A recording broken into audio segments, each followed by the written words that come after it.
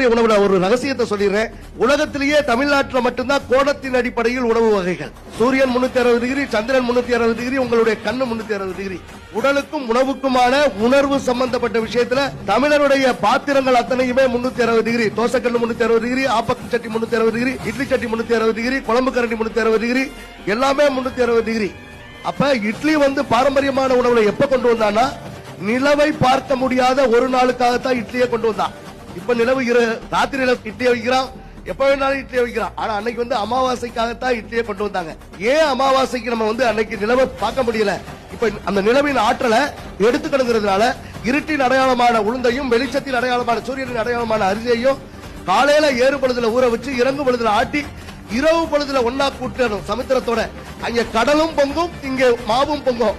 காலையில இட்லி பானையில ஊத்தி எடுத்தா இட்லி. நிலாவை கையில பிடிச்சவன் காதலுக்காக இல்ல, நிலாவை அறிவியலுக்காக பிடித்தவன் தமிழன் தமிழன் தமிழன் புரிஞ்சுக்கணும் பாரம்பரியத்தை.